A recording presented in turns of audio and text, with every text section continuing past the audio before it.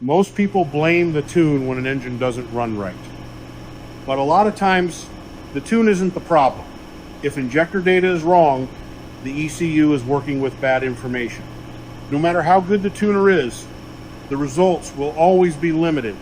We see this every week. Injectors come in that were cleaned or replaced, but no one actually measured them.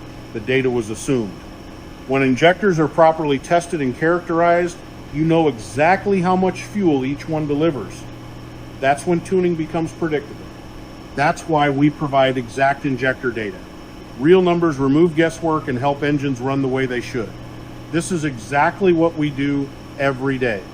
So, if you want accurate tuning, you must start with accurate injector data.